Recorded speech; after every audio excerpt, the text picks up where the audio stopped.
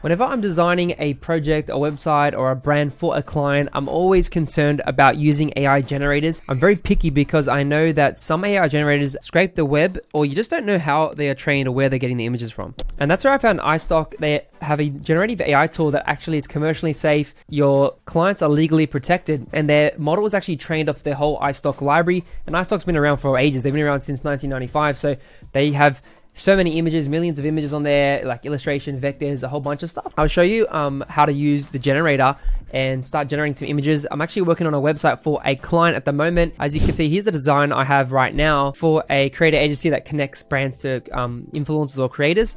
So you can see this cool website. I just want to add some more images into here. So I'm in the AI generator. What we have here up the top, we've got the text bar where we can put our text prompt. We can actually see the ratio, so it's a 1:1 square and it's doing photos.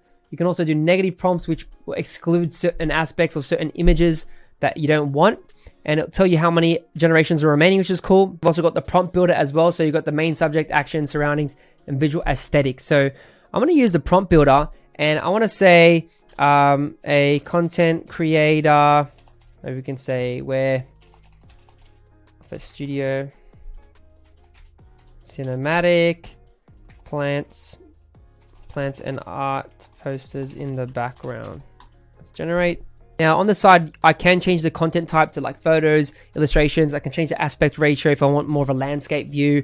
I can also do by camera control, so different lens. So if you want like a wide angle style or like a more zoomed out effect, depth of field as well, so the blurriness, what's in focus. I can also change the color and the mood as well. So you can see we've got the 4 images, which is pretty cool, but I want to actually change the aspect ratio. So I'm going to go 4:3, keep it on photos. I'm actually going to change the color. I want it more like a dark vibe, and let's hit generate. And you can see the type and the style is actually updated in the text prompt box at the top left, as you can see there. Okay, cool, a little bit better. Now what I can actually do is go to these images here, and I can actually find variations. I can modify it. So if I click on modify, I can actually refine it. I can extend it and click variations, and variations will give me some more images based on that one image that I liked. Cool, some of these are really great. You can see he's at his computer, but I want to actually change this prompt a little bit. Passion in a dark office studio at night, cinematic, let's go purple lights in the background, plants and art posters on the wall. Okay, and I might click on bold, change the colors of bold, click generate. Okay, this is a bit better. I really like this one up the top. As we can see, that's pretty good, and I want to keep doing variations till I really like the image. It's all about consistent iteration. That's all you can really do. Just keep iterating until the AI pumps out something you really like. And I like how I can just scroll through and I can just see every past generation I have. So you can see I can view all the history as well. If I click on that, it will show me the prompt. I can click reuse prompt, which is good. I really like this one here. I'm going to download this, and what I'll do is I can actually upscale it to 4,000. But I think medium will be fine for a website. So I'm going to click download, save it into the client folder. I can actually find similar content in the iStock creative library. And the cool thing is all the AI is actually using the iStock's library. So it's going to pull from all these images, as you can see here. So I can find some of the images. As you can see, some of these images are pretty similar. So I can scroll through and I want to find a different image, maybe of a different person. Maybe if I can find a woman as well, that'd be good. This image looks cool. Now I'm going to click on this image. So you can see here, I can click modify image with the AI. I'm going to click on that, and I can actually just paint out the things that I don't want. So if I want to replace, maybe I don't want this amp here, or maybe this light is distracting, I can get rid of that. I think I'm going to get rid of this light in the corner here, and I'll just say plant.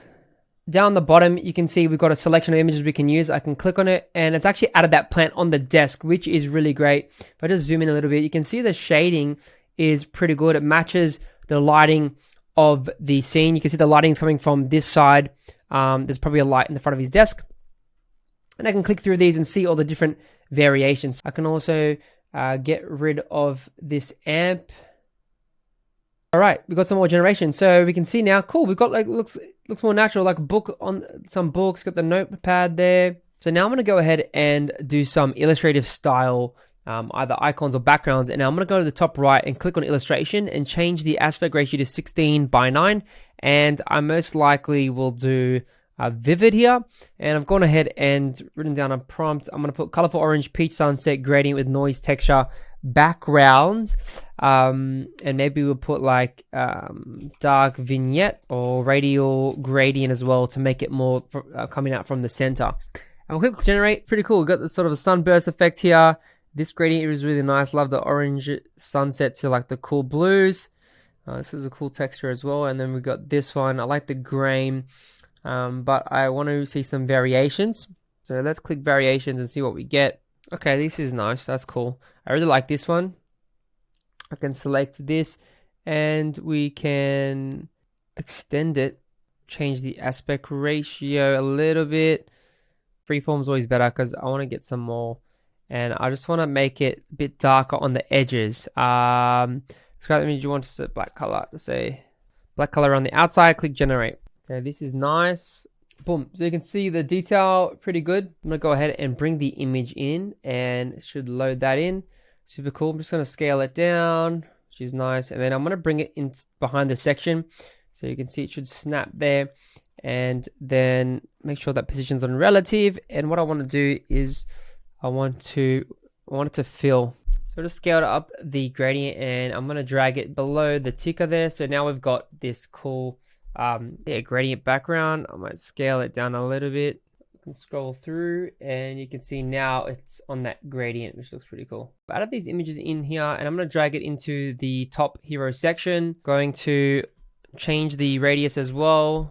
And I'm just going to scale these images down to make it look neat and tidy. Overall, using the right assets for any web design project is key. And that's why I like using iStock, because their images are commercially safe. So there's no legal risk for my clients. Like, my clients can be happy and not worry about it.